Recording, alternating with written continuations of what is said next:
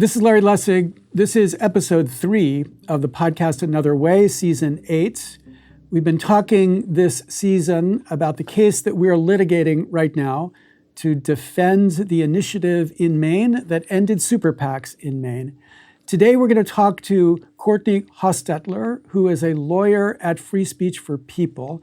Free Speech for People is the group that showed me the critical argument, which is why I think we're going to win in the Supreme Court. It's a brilliant argument. I saw it first presented in a case that we were litigating in the Massachusetts Supreme Judicial Court by Ron Fine, who was then the lawyer that in the position that Courtney is in. And so in the conversation with Courtney, you'll hear her unpack the essence of this argument and why, under the existing rules of the Supreme Court, under the principles of Citizens United, this case should be decided to uphold the initiative and to allow Maine and any state, including the federal government, to limit the size of contributions to independent political action committees, thereby ending super PACs. Stay tuned.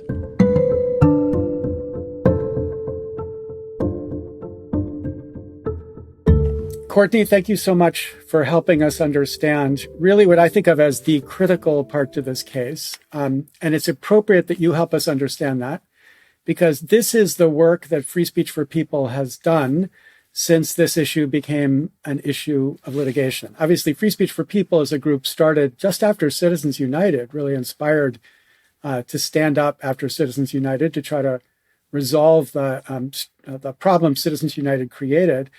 But I think of you guys as being at the center of helping people understand why it actually wasn't Citizens United that's responsible for the problem of super PACs. Now, this all happened a little bit before your time, but I wonder if you could just help us get into this story by telling us a little bit about where Free Speech for People thought it needed to go and how it thought originally about trying to achieve reforming this particular part of the problem. Sure. So as you rightly pointed out, Free Speech for People started to correct the mistakes made by Citizens United and make it clear that corporations are not people and money is not speech. And that's clearly something that's still near and dear to our organizational heart. However, one of the things that my predecessor, Ron Fine, and our co-founder, John Bonifaz, realized right from the beginning was that Citizens United also left quite a bit of room for ongoing efforts to, control campaign finance. And one of the big things that it could do, one of the big things that we can do without touching Citizens United is end super PACs. And that's something that we've been involved in a number of ways for years and years and years. And we do that in a couple ways. One is trying to get this lower court decision called Speech Now overturned or revisited, because that's really the decision that led to the wrong decision that led to super PACs becoming the force that they are now. And then simultaneously, lobbying for legislation to end super PACs, including federal legislation that was introduced just this past term. So those are two ways that we are trying to really get at the issue of super PACs. And it really stems from this idea that nothing that the Supreme Court has done in Citizens United or in other cases changes the fact that the jurisprudence absolutely allows for limitations on contributions to these political committees that make independent expenditures, really, which is all super PACs are, right? Super PACs are committees, political committees that can that spend they make independent expenditures. And there used to be there is still on the books a federal law that places reasonable limits on contributions to these committees. Those limits were struck down not by the Supreme Court, but by a lower court decision, that Speech Now decision I mentioned earlier. And they really got the law wrong. The court just absolutely got the Citizens United wrong. It got the law wrong. But it's something that absolutely can be corrected by other circuits and by the Supreme Court itself. So that's really where we're coming from. Right. So, part of the difficulty, the kind of rhetorical difficulty, I think, in this fight is that in a certain sense, even though there's lots in Citizens United one might want to criticize, again, the kind of corporations having rights like this, speech, money being speech, these are issues that, of course, echo across First Amendment jurisprudence ever since Buckley versus Vallejo. So there's lots to criticize in the case. The case actually depends on embracing a certain part of the logic of the case. So Citizens United makes a claim. The claim is that independent expenditures do not create the risk of quid pro quo corruption. That's actually not the full part of the argument, because what they actually are saying is independent expenditures are expenditures that are not, quote, coordinated with a campaign. And if they're not coordinated, then, as Buckley had said, they create no risk of quid pro quo corruption. Or put the other way around, if there is a quid pro quo, they are not uncoordinated. And if they are not uncoordinated, as Buckley said, then the expenditure becomes a contribution. So the point that I think is lost a bunch when people think about this is it's not a declaration that this speech is completely unregulated. To the contrary, it's a really complicated regulation around that kind of speech. If you spend your money independently, you can only do so if you don't coordinate. And if you do coordinate, then the expenditure is a contribution. So Elon Musk spends $10 million in a campaign independently. He says this is an independent expenditure. But it turns out it's not an independent expenditure. Then it's a contribution way in excess of the limitation on the amount that he can contribute, probably a felony if he does it intentionally. So the point is, that's a really heavy set of regulation that sits around the world of independent expenditures. But the point that you guys have been making, and we both saw Ron make this really powerfully when we were standing in the Supreme Judicial Court of Massachusetts, and we were trying to get them to allow us to bring an initiative in Massachusetts. The point that Ron made so powerfully is that scheme of regulation, that way of controlling to make sure that there's no risk of corruption, just doesn't exist in the context of a contribution. So when I make if I were a billionaire and I made a $1 billion contribution to some super PAC, and I, quote, coordinated, or I had some relationship with the donor, that doesn't turn that contribution to the super PAC into a contribution to the campaign. Or to put another way around, there's no policing of that contribution. Is that right? Is that the essence of how you guys want to get us to see it? Yeah, I mean, again, it goes to this idea. So I think going back to Citizens United, and you really hit the nail on the head. There is a difference between the way that the Supreme Court deals with expenditures and contributions. And the Supreme Court has said, well, when it's an expenditure that is closer to the heart of political speech, and we're going to provide that with more protections, and we're going to scrutinize more carefully any effort to limit it. This is not saying I agree with that, but that's what the Supreme Court is saying. What they have also said is contributions further away, less scrutinized, not deserving of the same level of protection as expenditures. And so what you get are a number of cases, including cases after Citizens United, in which the Supreme Court does strike down limits on expenditures. Again, don't agree with it, but that's what they do. Upholding limits on contributions, right? This bifurcated system. And then what you got with Speech Now was, I think, Speech Now was decided immediately in the aftermath of Citizens United, probably knee-jerk reaction, a knee-jerk decision. I believe it was even already briefed and they didn't get new briefing, right? It was very, very much in the shadow of Citizens United. And the court just got some big things wrong. So first, completely collapsed the distinction between expenditures and contributions, treated contributions and expenditures exactly the same. That's not what the Supreme Court says it's supposed to do. So that's kind of that's legal mistake number one.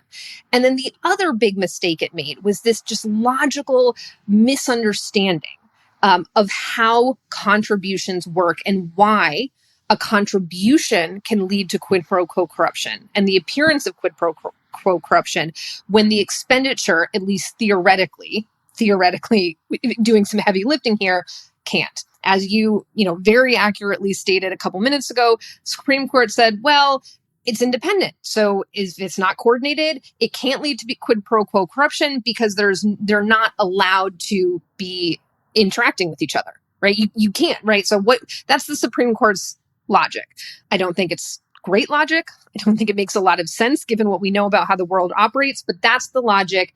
If it's not coordinated, you can't have the discussion between sort of the briber and the bribee that you would need to have for quid pro quo corruption or fear, like the appearance of quid pro quo corruption to exist. But none of that separation exists with the contribution.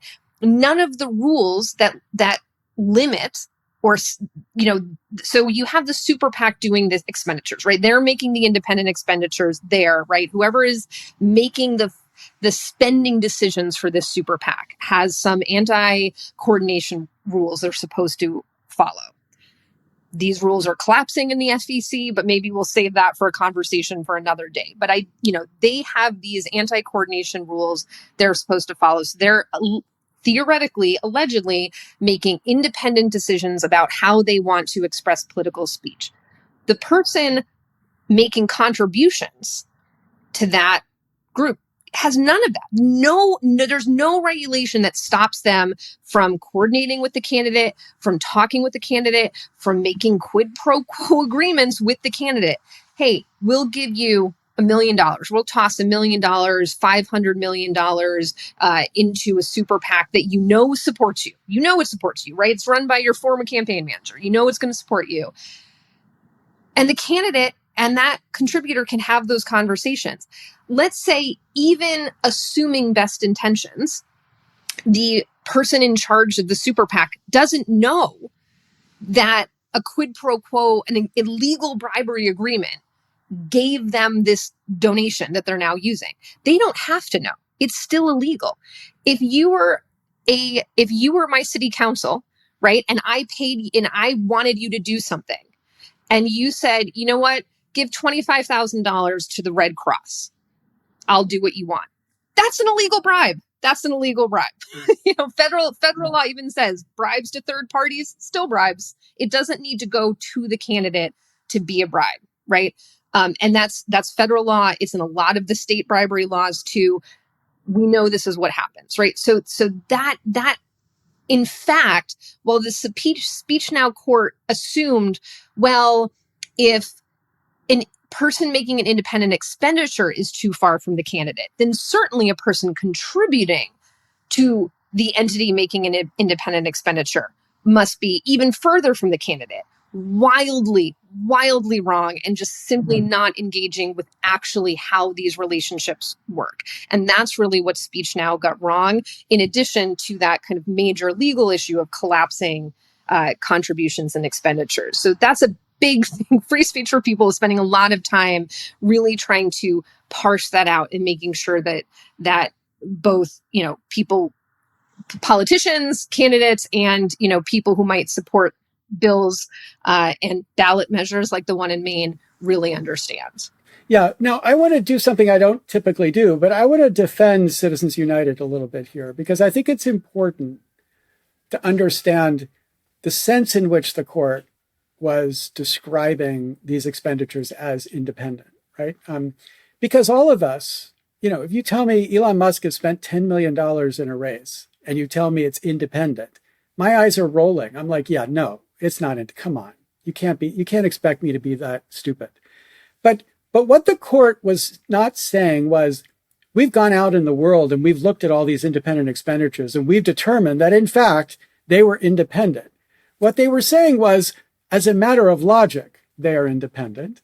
And if in fact they are not independent, then there's a principle that says the expenditure gets converted into a contribution and then it's illegal. It's an illegal expenditure. So there are two halves to it. The logical half, which you described perfectly when you were saying that if you guys are not coordinating, then there's no chance for you to be having any kind of bad quid pro quo agreement. And so therefore, as a matter of logic, there's no basis. If the only basis we have for regulating is quid pro quo corruption, there's no risk of any quid pro quo corruption there. But if you are coordinating, you are in fact violating the independence requirement. And so therefore your expenditure becomes a contribution. Those two halves are essential to understanding Citizens United. But as you, I think, really clearly just described, those two halves don't live in the side for the contribution. They just don't live in that side. So the contributor, I do think you're really brilliantly put this. There's a geography to the Speech Now decision. There's a kind of map they have in their head. And then a map they have in their head, which the district court in our case also had in her head, is that you've got the independent expenditure, the entity making the independent expenditure, who's like 2 steps removed from the candidate. And then the donor to the independent expenditure campaign, the Political Action Committee, who's a couple steps removed from that committee. And so therefore, as a matter of logic, that donor is like 4 clicks away from the candidate. So if the independent committee is too far away, then by definition, the donor is too far away. But there's nothing in that layout that's required as a matter of logic. And indeed, we know the donor is sitting right next to the candidate. So my favorite U.S. Senator, Robert Menendez from the state of New Jersey, like he gets indicted for a quid pro quo. And the quid pro quo is he has some Florida businessman who wants favors from the government. And he says, okay, I'll get you favors from the government if you agree to make a contribution to my super PAC. There, those guys are talking to each other. They are coordinating. But the point is the law does not regulate that coordination. I don't think you constitutionally could regulate that coordination. The idea that you would say that donors can't talk to candidates is just ridiculous. And so therefore, the only way to make sure that this isn't corruption is to do as we've done since the beginning of regulated speech here in Buckley versus Vallejo, limit the size of the contribution. That's the remedy for it. So that's one point. The second point that I want to make sure is clear. It's clear in what you said, but I just want to emphasize it. One thing you could be worried about is just quid pro quo. And of course, people would say, well, there's bribery statutes to regulate quid pro quo. And in Buckley, the court said, yeah, of course there are, but it's too hard, obviously, all the time to determine bribery statutes. But the point about Citizens United is it's not saying it's independent because there is no quid pro quo. It's saying it's not independent because there is no coordination. And coordination is not quid pro quo. Coordination is just, here we're going to say this and you're going to say that and we're going to do this and we're going to have these kinds of understandings about what we're going to do. And the court was willing to say, well, if you're coordinating, then there's the chance of quid pro quo. And if you're not coordinating, there is no chance of quid pro quo. But you don't have to prove quid pro quo to prove coordination. You just have to prove coordination. And so this is a lower standard than a quid pro quo, and which is, again, why it's so striking that in the context of the donor, there's no regulation of that at all. There's a weird regulation about what the candidate can say. So, as you know, if you are a candidate and you show up at a dinner that's organized by a super PAC, so you're trying to raise $1 billion to support this candidate, and the candidate shows up, he's allowed to show up. He's allowed to be a speaker at that dinner. He's allowed to say, here's why I'm such a great candidate. What he's not allowed to say is, please contribute more than $7,000 to this political action committee or $5,000 to this political action committee. He's not allowed to ask for more than the limits. But the donor is certainly allowed to stand up and say, we all ought to be giving $50 million to this super PAC that's going to support this great candidate for president. So there's no limit on what the donor can say. And so it's that reality, which you guys and again, I remember this kind of aha moment because I just stupidly never really clicked on it until I saw you guys present it. This aha moment when you see that there's a gap, a fundamental gap between these two contexts, which is why Speech Now is just completely wrong and why the First Circuit and the Supreme Court should be in a position where they can finally follow what you guys have been saying for more than a decade now.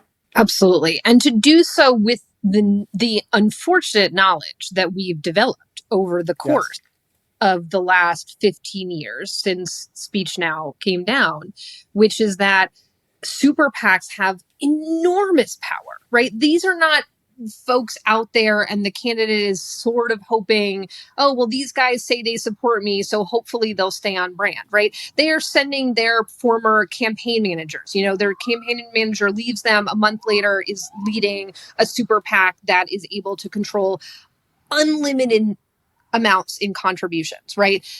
Candidates are allowed to speak, and you say they're not allowed to ask for more money, but we all saw Trump and his conversation with the oil companies. So, that was that was playing quid pro quo. I mean, he said to them in April of 24, raise $1 billion for me, and I will relax the oil regulations on day one. I mean, that is as clear a quid pro quo as you could be. And yet, no charge, right? So the idea that a bribery statute alone can do the heavy lifting here to protect our elections is absurd and demonstrably absurd when you just looking at that single instance of quid pro quo corruption, clear as day.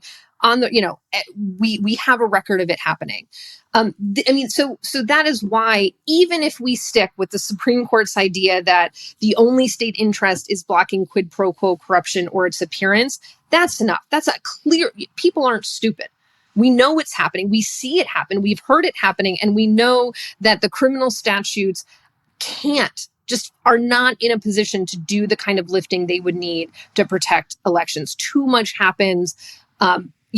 Putting aside the fact that something as overt as that didn't lead to any prosecutions, we know how many of the conversations happen without being recorded, right? So there's that piece of it, right? There's that people understand.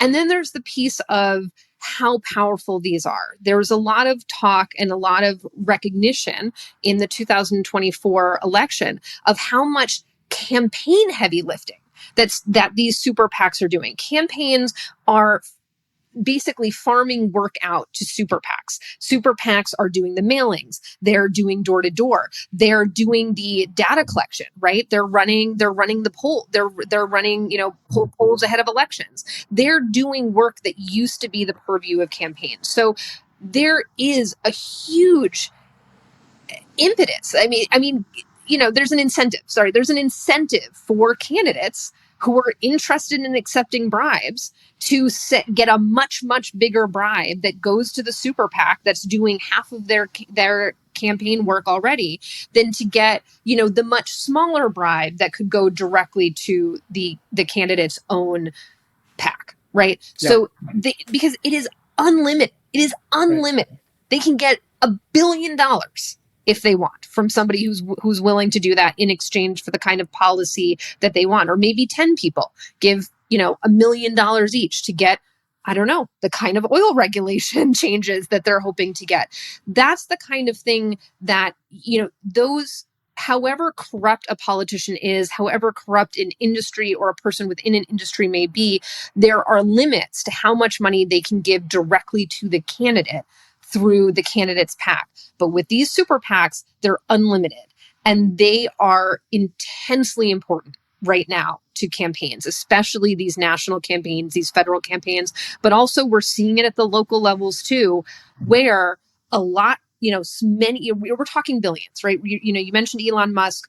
Typically, we're looking at the federal elections, the presidential elections. We're seeing, $1 million contributions. Let's not discount the power that is held by school boards, by sheriffs, by district attorneys, by city councils. And those super PACs can have enormous sway over local elections with tremendous power for a lot less money. And that is just as dangerous, right? Those bribes are just as dangerous. And so it's kind of across the board, and something that and the fact that voters are aware of it. They understand the quid pro quo corruption. They understand that it's very, very difficult to prove it, but it's very easy to see. It's seeing how it's undermining their faith in our elections. And again, nothing that the Supreme Court has done would prevent these laws prohibiting super PACs from going into effect. Not the one that, yeah. Yeah. So now your organization wrote an amicus brief on behalf of, is it the Working Families Party? Working Families, Mainers for Working Families. And in our case, we have 9 amazing amicus briefs that have gathered extraordinary range of evidence that's evincing exactly the point that you're making, that we've seen all across the country since this happened 16 years ago, the explosion of obvious cases of these quid pro quos in the context of contribution to super PACs. And that actually, I think, led to a really important victory, I think, in our case, even though we lost in the district court, relative to every time this issue has been litigated before. Because once Speech Now said that there was no risk of quid pro quo corruption, we saw pretty quickly 4 other circuits follow suit, and all of them write opinions that asserted there is no risk of quid pro quo corruption with a contribution to an independent political action committee. And indeed, my favorite part of the Menendez story is that his lawyers tried to get the indictment against him dismissed, arguing that the thing you've indicted us for, the DC Circuit says, cannot happen, so we must be innocent, right? And of course, they just chuckled at that, but it showed the mistake. In our case, the district court was willing to concede that there was a risk of quid pro quo corruption with contributions to independent political action committees. And then she just crafted a whole new theory of the First Amendment. I remember talking to you immediately after that case, and you described how you went back to read Citizens United because you thought, I don't remember that in Citizens United at all. And of course, it's because it wasn't there. But it's a whole new theory of the First Amendment that even though there's a risk of corruption, she was willing to say that there was nothing the people of Maine could do about it. And I think that's a great opportunity because I think that's the most extreme we've ever seen in the context of a federal court looking at this issue. To concede that there's corruption, to concede that there's a risk of this kind of corruption, and not just a theoretical risk, practical risk, not just around the country, but also in Maine, and yet still to say that the people can do nothing about it is really a kind of democratic disablement that I don't think any court has been willing to articulate so far. Yeah. And I mean, this should really speak to voters and should alarm voters that there is potentially a court there saying that they are powerless to prevent corruption when it is right before their eyes. But again, that is not what the Supreme Court says. Right. So again, we can disagree with the Supreme Court about the way in which they've limited what a state's interest is when it limits when it limits contributions and expenditures. And I very much disagree with this narrowing. However, even within this narrowing, what they've said is quid pro quo, risk of quid pro quo corruption, essentially bribery, right? Somebody promising money to a candidate or to giving money to a third party that the candidate wants it to go to, whether it's a spouse or a nonprofit near and dear to the candidate's heart, or a super PAC that supports that candidate. And the candidate in return does something, some sort of government action, right? That is quid pro quo. That's what bribery is. That risk or its appearance, because the Supreme Court has also recognized that when people, when essentially politicians are failing the sniff test, when we see it as voters, when we recognize that there are avenues for this to happen, it undermines their faith in our elections. It undermines their faith in our democracy. And that is also a state interest. And it is very clear that when you're talking about unlimited contributions to super PACs, unlimited contributions to these committees that have created super PACs, that make super PACs this unstoppable force that we're seeing today, that is not only leading to quid pro quo corruption, not only creating those clear avenues, the easy pathways for corruption to happen, but is also creating that very dangerous and, alarming sense that people have that this is happening, right? The pathway is there. The money is flooding in that river. There is bribery in that river along with that money. That is the state has an absolute interest in that. So what the courts need to do is recognize that the state's interest in passing these laws is squarely within the interests that have been affirmed by the Supreme Court. Yeah. And in a certain way, the current administration is making it almost undeniable that there's an interest here to be addressing because, I think this administration has just become shameless. They have no shame, literally no shame. And they're willing to live with the reality that the whole world sees them as basically selling off favors of the government in exchange for this kind of money. Now, the contributions that are being made in order to facilitate, for example, pardons are all contributions to SuperPACs. So this regime is what enables this kind of corruption to flourish. And we're not going to end that corruption until we end this kind of regime. What's striking about this with Donald Trump in particular is that, I don't know if you remember, this was very important to what I was thinking about at the time. In 2015, when he became a candidate, he repeatedly talked about SuperPACs being an incredible corruption, that if we didn't get get rid of SuperPACs, it would be the end of democracy as we saw it. Like he was Bernie Sanders about SuperPACs in 2015, long before he had one, of course, and long before he was using it to facilitate his power. But I think that this echoes, it echoes the attitude of his supporters. When I helped to gather signatures to get the initiative in Maine on the ballot in 2023, I was in a town called Hollis, Maine. And the first guy to come up to me said, "I'm here getting signatures to get Donald Trump on the ballot. What are you here for?" And I showed him my initiative and he read it and he said, "Hell yeah." And he signed it. And he said, "I'm going to get everybody who signs a Trump petition to come over and sign your initiative as well." And that's what he did for the couple hours he was there. All the Trumpers came over and signed this initiative.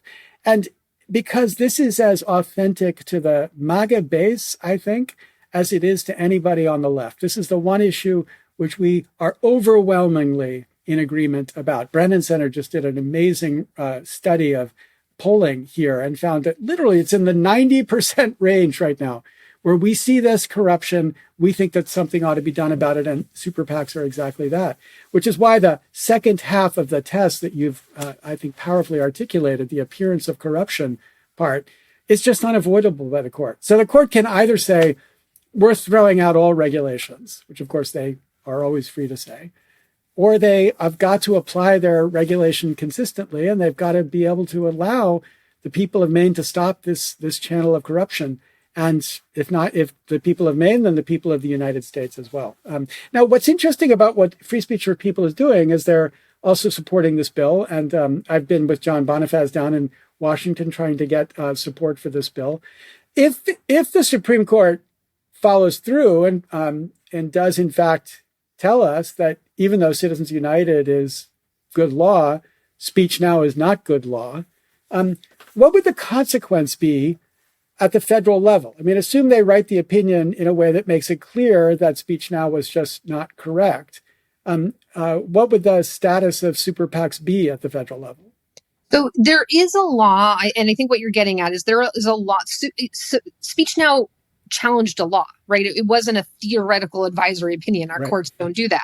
It challenged a law that is on the books right now that limits contributions to political action committees, including ones that only make independent expenditures, to, I think it was $5,000. I could be wrong on the number, but they set a reasonable limit on that. And that is on the book. So theoretically, that is still there if Speech Now were to go away tomorrow. However, the reason that these laws are so important, the bills are so important, like the one that Representative Lee introduced, there's a companion bill in Senate, the reason that the ballot measure in Maine is so important, the reason why it's so powerful that we're seeing these bills get introduced at the federal level and we're also seeing it at the state level is because it is such a powerful conversation to be having to demonstrate this bipartisan, fully across the board American support for the idea that we need to, take our elections back from these entities that are so, that engage in quid pro quo corruption, that are undermining the sanctity and the integrity of our elections. And so while there is that law there, and ideally, yes, let's get Speech Now reversed. I do think it's also important that we are moving forward with these federal bills and that we have champions in Congress, in the Senate, and in the states controlling state elections saying, we're not going to stand for this. We see right? What we see where our country has gone in 15 years. We see the erosion of the integrity of our candidates, of our representatives, of our elections, and we're not going to stand for that. We, as representatives, are demanding better from our, cohort. We are demanding better for the people of the United States, and people, like you said, these polls, the Brennan Center poll is demonstrating that this is widely understood to be something that we need to tackle as a country. And frankly, I also think it's really powerful to have these bills, because you know what? Make these people who are supposedly representing us, who are refusing to vote in favor of these, knowing that their people support it, knowing that the people they represent support it on both sides of the aisle, knowing the damage that these unlimited contributions to super PACs are doing to our elections, make them go on the record and say, no, I'm still gonna oppose this bill. Right? No, because people need to start looking at what their representatives are willing to stand by, right? You mentioned, Trump in 2015. We know Trump lies. We know he lies to his constituents. We know he lies to the American people. We know he lies about super PACs and claiming it's everybody else who's corrupt, while he is, again, standing in front of the oil industry and saying, well, I'll do what you want. Just give me the money. And so make people who support Trump go on the record. Are you going to vote for this? Because your people want you to. The people who put you in office wanted you to. You told them that you're for integrity and against. So stand by that. And I think we're seeing that they won't. And that says something to vote. But this is why the work that you guys have done, I think, is so important, because if it's not clear that Citizens United did not create super PACs, if it's not clear that Citizens United and Speech Now are different cases, and that the Supreme Court has never reviewed Speech Now, then when a representative decides not to vote to support Representative Lee's bill, the excuse can be, look, I don't make the Supreme Court decide what the Supreme Court's decided, but I'm going to respect the law as the Supreme Court has articulated it. It's an excuse for not supporting the law. But when people understand that nothing in the Supreme Court's decision guarantees super PACs, then it really is a choice of the legislator to decide whether that legislator supports the idea of super PACs or not. And so obviously in the Democratic Party right now, you're seeing a big split between those who are happy to have the super PAC money and want to continue to see the super PAC money and don't want to see the Democrats turn it away because they think they're not going to have any money, and Democrats who are completely committed to ending the kind of role of super PACs, whether it be the crypto super PAC, APAC, or, the upcoming super PAC, the AI super PAC that is already, pegged to raise $100 million to be in these races to disable Congress's ability to regulate in the context of AI. And so I think what you've done to make this point as clear as it can be made is to make it harder for them to do the wrong thing. And maybe it's going to be enough, but I know that you're going to be with us if we win, demanding that the FEC recognize the law that's on the books right then. And, depending on when we win, it could be a really complicated question. I mean, I think if we get the court to decide this by the close of the term in 27, that's going to be fine for the campaigns coming up in 28. Any time after that, it's going to be hard for the court to decide exactly how their case is going to apply. And so this is why it's so important that we find a way to get the First Circuit to make a decision quick enough so it can get up to the Supreme Court. So are you going to be at the argument at the end of July? That is my hope. We're going to try to get down there. We'd love to see that argument, and we're really looking forward to everything that you're going to put forward before the panel, because I think they're going to have a very, very difficult time not hearing the very clear, both kind of factual and legal logic that is on the side of these super PAC prohibitions. Yeah, I think it's going to be hard. And depending on the panel, it's a great court. They've got a lot of really great judges. So they could get this right, get it right quickly, and we'll be up to the court. And then we'll have another round of a chance to get the right thing done by the Supreme Court. Courtney, I just want to thank you, and I want to thank Free Speech for People, the work that John and Ron Fine, who's obviously no longer with Free Speech for People, did to push this issue forward. And I know we've collaborated a lot to figure out the strategy. You and I both were involved in the effort to get this in Massachusetts. And I think I counted 1,000 pages of briefing we had to do to get this issue in Massachusetts. And it got up to the Massachusetts Supreme Judicial Court. And Ron made, I thought, an absolutely powerful argument to show why, under the First Amendment, there was no reason to block us from having this initiative in Massachusetts. And the Supreme Judicial Court said, we're not going to decide that question until you gather signatures. So it was like $1 million filing fee. You have to spend $1 million, gather signatures, and then we'll decide whether your initiative is constitutional or not, which was, I thought, a completely cowardly way to ruin the initiative process. And so we were lucky that Maine doesn't have that process. I went to Maine after our loss and had a dinner with people, including Rick Bennett, who's been a fabulous anti-corruption candidate in Maine. And Rick Bennett at that dinner said, let's do it in Maine. And so that's why we have this chance to do it in Maine. But you guys have been really critically important in this for a very long time. And I'm grateful as an American, and also as someone who's trying to make sure that we win this case finally for the work that you guys have done. But thank you so much for taking time to explain this to us here. Well, it's been an honor to work with you, be here today, and also to work with you on these initiatives and our great conversations around both the big substantive issues and also those procedural issues of Massachusetts, because I think we both agree that that court got the procedural issue wrong. That is not what the Constitution of the Commonwealth requires when it comes to getting petitions heard. But maybe that's a different podcast. But we're really grateful for the fight that you took to Maine and for all Mainers who supported this. I mean, a breathtaking number of Mainers recognize their interest here in protecting their elections from this kind of quid pro quo corruption.